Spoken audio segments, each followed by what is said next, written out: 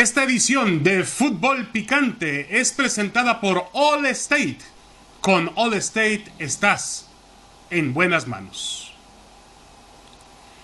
Damas y caballeros, bienvenidos a Fútbol Picante desde casa. Aquí estamos con temas interesantes para analizar y debatir con todos ustedes. El Sindicato de Futbolistas Argentinos Agremiados enviará una carta a la FIFA y al Sindicato Mundial de Futbolistas, a FIFPro, para impugnar la eliminación del ascenso y descenso de la Liga Argentina. No pueden permitir semejante atropello hacia los futbolistas, dice el Sindicato de Futbolistas Argentinos. Y en México pasó algo con nuestra, no sindicato, con nuestra asociación, no pasó gran cosa. Bueno, hay futbolistas en México que cobran más de $1 millón al año y que se mostraron reacios a una reducción del 15 al 20% de sus salarios. Increíble. Holanda y Bélgica cancelan sus temporadas, los alemanes insisten en volver en mayo y la Liga Española busca mecanismos para regresar vía la televisión. La única forma en la que el fútbol vuelve en el verano es aparentemente sin aficionados en las graderías. Saludo con mucho gusto hoy en Fútbol Picante a Roberto Gómez Junco. Roberto, ¿cómo estás? Bienvenido, buenas noches. Buenas noches, David. Igualmente me da mucho gusto saludarte. Un abrazo para todos. Hugo Sánchez. Hugo, ¿cómo andas? Saludos por allá en casa. Hola, David.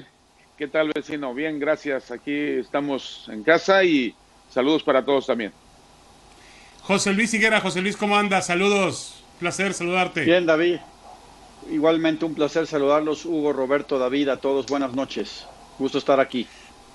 Bueno, vamos a comenzar con una reacción a lo que dijo ayer, lo que ocurrió aquí mismo en Fútbol Picante, con respecto a una declaración de Hugo Sánchez. Dice en su cuenta de Twitter la Asociación Mexicana de Futbolistas Profesionales, AMFPro MX, dice: una tristeza, refiriéndose directamente a Hugo Sánchez, dice: una tristeza que nos digas que no tienes tiempo, Hugo, para apoyar a los futbolistas. Desde los años 80, hoy te seguimos esperando. ¿Qué le responderías, Hugo, a lo que dice el Twitter de la Asociación Mexicana de Futbolistas Profesionales? Bueno, no sé quién haya firmado esa nota, porque yo creo que no tiene la historia de todo lo que he estado declarando desde que era jugador. Y fui de los que insistí todas las veces que venía de España para México. Ustedes, los periodistas, me preguntaban prácticamente siempre lo mismo, y era lo de la Asociación de Futbolistas Mexicanos, y yo decía que es necesario porque ya en España, en muchos países del mundo, eso, y hasta lo intenté. Es más, ya lo comenté ayer, David, como bien escucharon todos, en 1993, cuando fuimos a la Copa América, a mí me calificaron. Les cuento la anécdota porque Emilio Azcárraga en ese entonces le mandó llamar a Miguel Mejía Barón, que era el entrenador, para que tuviera un respaldo. Y el respaldo que le dijo Emilio, el Tigre, en paz descanse, le dice: oye, Miguel, sea como se llame, tú le puedes cortar la cabeza a quien sea, que yo te apoyo. Entonces Miguel, muy buena relación y muy buena amistad que teníamos siempre, me dice: Hugo, ven, me mandó llamar a su habitación y me dice: Hugo, cuidado porque van por ti. Te quieren cortar la cabeza, te quieren hacer a un lado por estar haciendo de líder, o que tú eres el cabecilla de la rebelión que quieren hacer los futbolistas. Entonces, de que he querido, por supuesto, y fui uno de los líderes.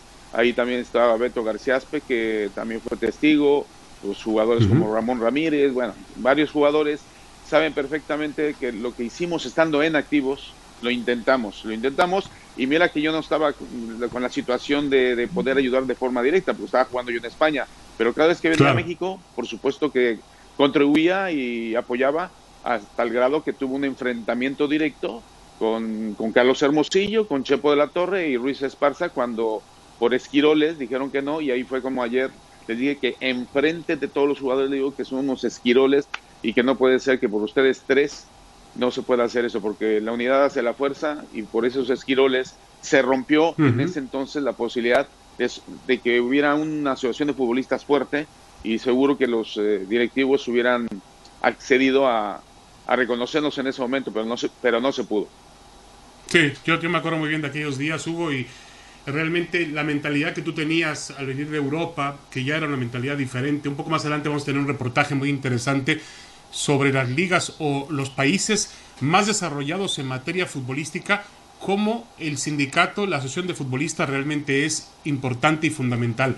Roberto Gómez Junco, Roberto, ¿qué tan importante es que las grandes figuras del fútbol se involucren en este tema del sindicato? Aunque yo, por ejemplo, veo en Argentina, en otros lugares, muchas veces ni siquiera son las figuras, son los futbolistas de cada equipo los que realmente se comprometen para unir y tratar de defender sus derechos.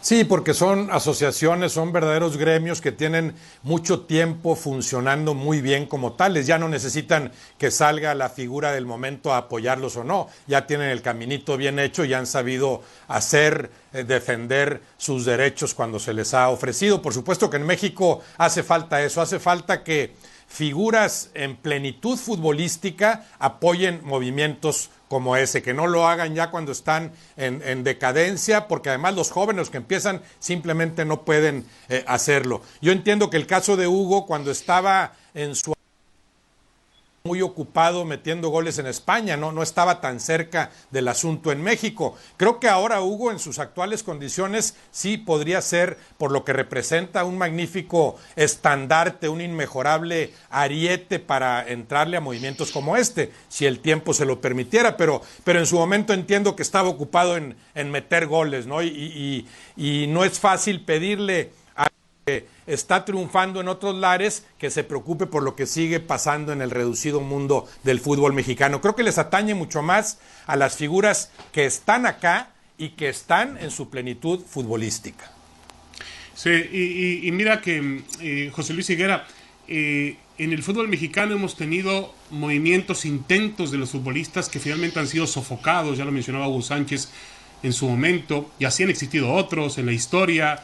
Me acuerdo mucho el de Carlos Albert, nuestro compañero, colega, que también luchó fervientemente por una asociación, un sindicato de futbolistas, y siempre fueron obviamente pisoteados, pero los únicos, fíjate lo que son las cosas, José Luis, los únicos que pudieron detener el fútbol en México fueron los árbitros. Los árbitros llegaron a tener más fuerza que los propios futbolistas. Claro, David, yo lo mencionaba, creo que también es un tema de preparación, creo que no es rebeldía por rebeldía y me parece que hay que ser, en ese caso, muy inteligente, porque no es un tema de rebeldía o de pelear algo por pelearlo. Yo creo que lo mencionaba Roberto, aparte de la jerarquía futbolística, hay muchos jugadores que están preparados, el mismo Roberto, como mencionaba ahorita de Hugo, yo sigo pensando que Roberto es una gente, por ejemplo, muy preparada, muy equilibrada, que tiene una carrera fuera de la cancha que puede aportar mucho también para el sindicato del futbolista, porque, reitero, hay jugadores en activo, pero hay, como lo dijo el mismo Roberto, hay jugadores que siguen estando muy jóvenes, representan al gremio, lo entienden y tienen conocimiento, se han preparado. Está el mismo, como digo, Roberto, y hay varios jugadores que pueden hacerlo. Creo que un tema de los árbitros fue que tal vez es un gremio más pequeño, David, o que de alguna forma fue más fácil coordinarlos, ¿no? Sigo pensando que a veces el jugador tiene una situación de individualismo, a pesar de jugar en un deporte colectivo, a la hora de unirse o de pelear por una situación grupal, es individualista y él nada más ve su chequera, ¿no? No quiero generalizar, pero parecería que así es, que al final se unen por un pleito de unas primas o siempre es por dinero. No, de acuerdo contigo, de acuerdo contigo, José Luis.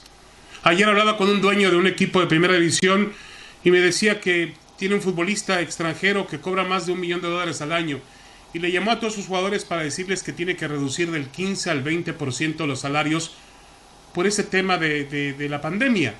Y a la mayor parte lo entendieron. El futbolista extranjero ni siquiera le contestó el teléfono, le mandó al apoderado, al representante y le dijo que no, que su salario nadie lo toca y que a él no le importa absolutamente nada. Le dijo, oye, pero con lo que tú, el 15-20% que tú me estás dando o estás dando de tu salario, le vamos a pagar a empleados del club, jardineros, porteros, le vamos a pagar a empleados que realmente viven al día con su sueldo. No le importó. Le importó su sueldo, su dinero y su carrera. Y si les dices algo, contestan como contestó este personaje diciendo, es que la carrera de un jugador es corta y hay que aprovecharla al máximo. El futbolista así es, lamentablemente. En su generalidad, hay excepciones honrosas, José Claro, Luis. por supuesto, no podemos decir que todos, y yo quisiera invitar el mismo Hugo. De hecho, hay problemas entre ellos por el pago de la distribución de primas de premios. David, no nos vayamos muy lejos. Hay jugadores que no están dispuestos en un premio en repartirlo de forma equitativa entre 25 y siempre son los que más ganan. Es un tema bien profundo, sin generalizar, y a lo mejor podrían aportar, en este caso Hugo y Roberto, porque hay de todo, y hay el extranjero y hay el nacional, pero desde ahí ves un problema con el jugador. Muchísimas veces, hasta la repartición de un premio hay problema. Sí, de acuerdo, de acuerdo. Lo hemos visto una y otra vez. Hugo, ¿por qué el futbolista a veces peca, como dice José Luis, de ser demasiado individualista, de pensar solamente en él? ¿Por qué a veces parece que el jugador es egoísta y no le importa más que su carrera y no la del gremio, no el beneficio general? Yo creo que estamos hablando del fútbol mexicano, que en el fútbol mexicano realmente el jugador casi no es jugador, es un esclavo. Y así lo venía diciendo cada vez que venía de España, como mencioné anteriormente, porque el futbolista, estando en países como España, donde estuve muchos años, desde que llegué fue un trato especial y tremendamente responsable en cuanto a ser futbolistas profesionales. Ahí en España sí me sentía futbolista profesional. Aquí en México no me sentía futbolista porque tenía que obedecer todo lo que querían hacer los directivos. Y aquí no hay ni voz ni voto, efectivamente. Entonces quería también añadir, estaba recordando, David, que he sido tan inquieto en cuanto al tema de pedir lo justo en cada momento, que cuando estuve de entrenador, en mi etapa de entrenador, en mis años iniciales con Pumas, hasta organicé un movimiento porque quería que hubiese una asociación de entrenadores de México. No sé si recuerdan que estaba Alberto de la Torre, saqué una cita con él y el que iba a ser presidente de esa asociación de entrenadores en México era Diego Mercado. Así que creo que hay contexto también de que sí he estado inquieto y me preocupa, obviamente me preocupa la situación del futbolista y del entrenador en México, porque es muy manipulable o muy manipulado en su momento y ahora esperemos que con estos cambios uno de ellos sea el respeto al profesional, porque en México sí efectivamente han sucedido situaciones en las cuales el jugador se ha vuelto individualista porque no hay ese respaldo colectivo del gremio y que pelean todos juntos. Lo intentamos, pero tristemente en mi época los esquiroles fueron los traicioneros. Pero una Roberto, pregunta, David. sí, José Luis. Perdón, una pregunta, Roberto, Hugo, David. Sí. ¿Para qué debería de unirse el futbolista mexicano? Creo que la primera pregunta, ¿para qué el gremio debería de proteger salarios, condiciones de trabajo? Creo que sería importante cuál es la agenda del futbolista. No sé si ustedes lo tengan claro. A mí a veces parece que la agenda es un poco dispersa o a como se tiene la situación se arma una agenda. No sé si el jugador tenga realmente para qué quiere su sindicato. Esa sería una pregunta. No sé si ustedes lo ven igual que yo. Bueno, Roberto, en general para defender los intereses del futbolista mexicano, ¿no? El caso reciente del Veracruz, por ejemplo, hubiera quedado perfecto una asociación que verdaderamente funcionara como tal, que tuviera el peso suficiente necesario para haber evitado eso que sucedió, jugadores que durante tanto tiempo simple y sencillamente no tenían cómo cobrar. Ahora, yo creo que a pesar de los pesares, el futbolista mexicano de la actualidad tiene mayores mecanismos de defensa que el de los 70 y los 80. El fútbol, sí, claro, a nivel mundial inevitablemente ha mejorado, ha evolucionado y en eso se ha llevado al fútbol mexicano también. No son tan fácilmente pisoteados los intereses del futbolista mexicano actualmente que como lo eran antes. Se acordarán, por ejemplo, de aquel cambio de FIFA, no sé si hace 15 años. Es una decisión que viene desde FIFA, acabar con las famosas cartas de transferencia en la etapa de Hugo como futbolista en los 70, en los 80, todavía en los 90, el jugador para empezar a jugar firmaba una carta de transferencia y en ese momento automáticamente cedía sus derechos al club en turno. La FIFA de repente dice, olvídense de cartas de transferencia, lo que prevalece es el contrato.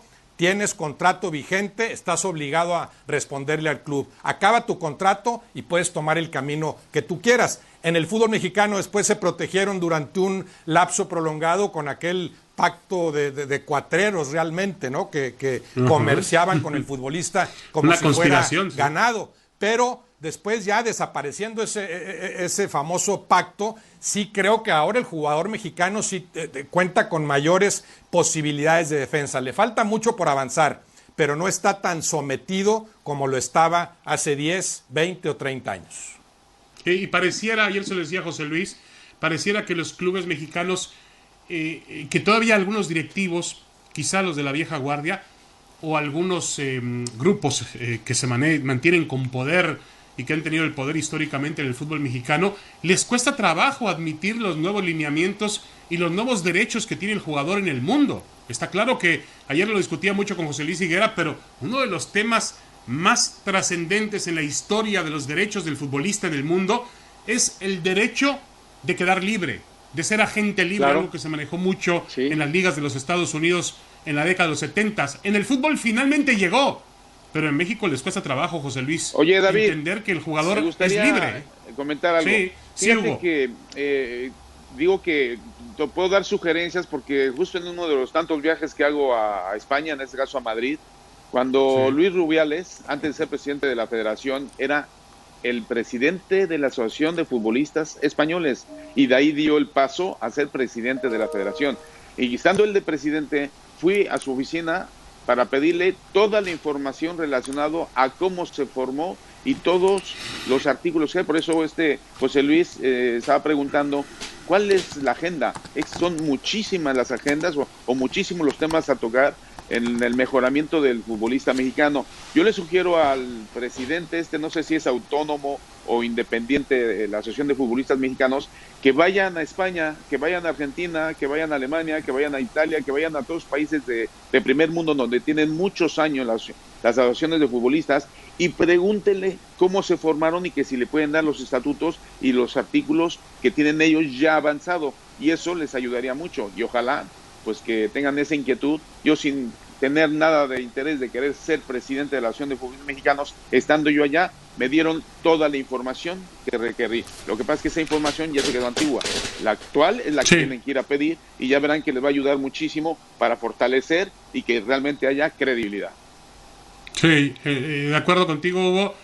También se requiere voluntad, también es una cuestión cultural, lo vimos ayer, lo decía ayer, el tema de los sindicatos, las asociaciones para defensa de los trabajadores en México no son ejemplos muy exitosos y muy claros y transparentes. Una pausa y regresamos con más en Fútbol Picante desde casa.